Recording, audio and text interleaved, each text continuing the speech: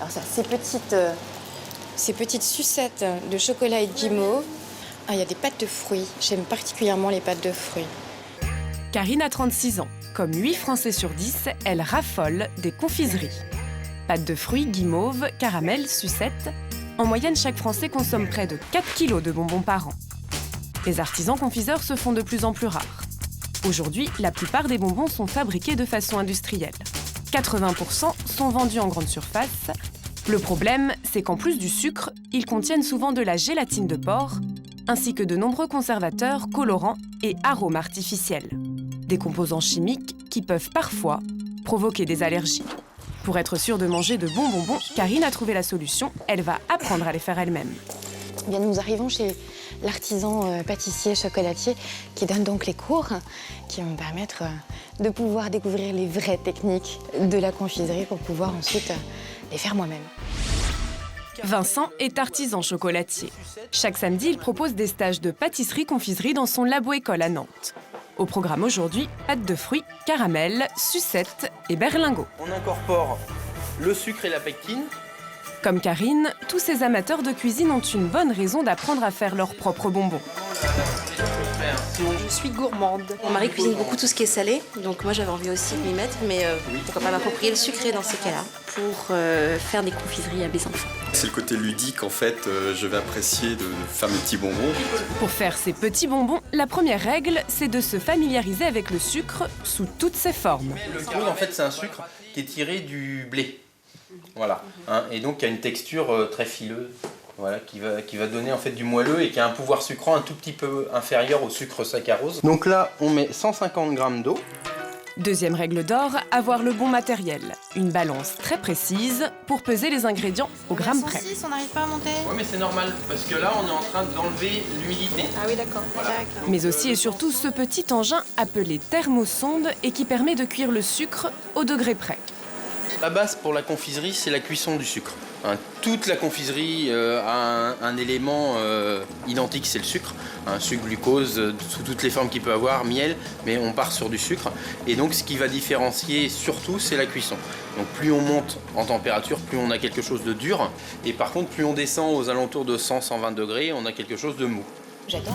Respecter la température, mais aussi les doses. Par exemple, pour réaliser de bons caramels mous, il faut 100 g de sucre, 100 g de glucose, 100 g de beurre, 135 g de crème liquide, et cuire le tout à 115 degrés et pas un de plus.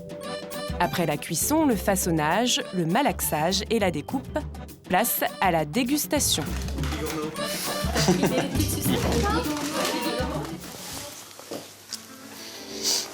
Et c'est bon.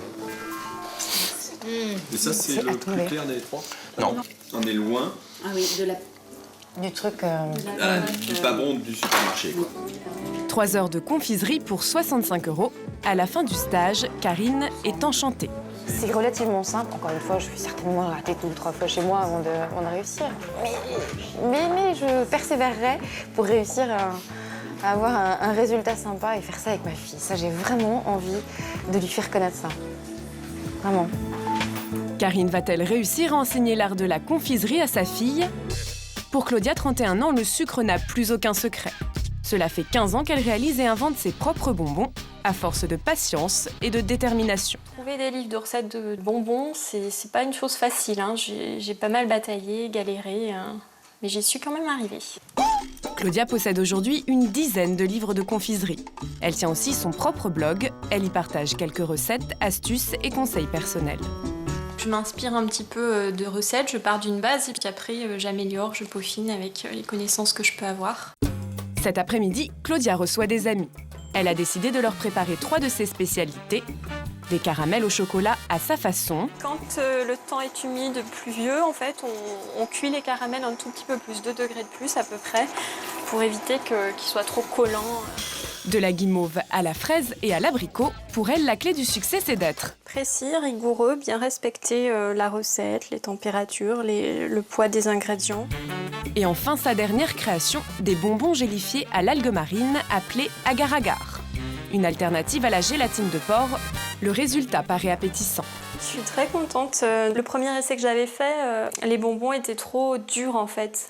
Donc là, j'ai choisi de mettre un peu moins d'agar-agar et C'est pas mal, je trouve. Enfin, on verra ce que j'en diront mes amis. Bonjour, entrez. Ouais. Les confiseries à clo-clo, ça n'a rien à voir avec ce que tu peux trouver. Enfin, j'adore. On a l'impression de manger du fruit. Moi, ma préférence va vers le caramel au chocolat. Si vous n'avez pas l'expérience et le talent culinaire de Claudia, pas de panique. Il existe aujourd'hui des kits pour fabriquer de la barbe à papa et autres gourmandises, tout en s'amusant. Bonjour Monica.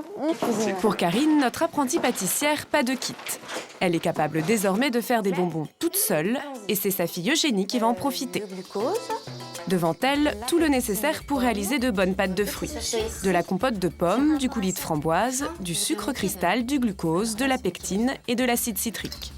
Des ingrédients que l'on trouve facilement en grande surface et sur Internet. Ça fait des petites bulles, c'est parfait. En bonne élève, Karine respecte scrupuleusement le temps de cuisson. 100. Yes.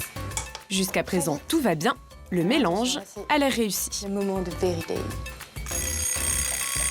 Une petite heure plus tard, les pâtes de fruits sont prêtes à être dégustées. C'est un bon goût de fruits.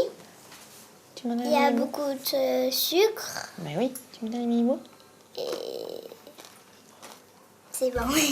Pari réussi pour Karine, un moment tendre avec sa fille et de délicieuses confiseries maison. À déguster bien sûr, avec modération.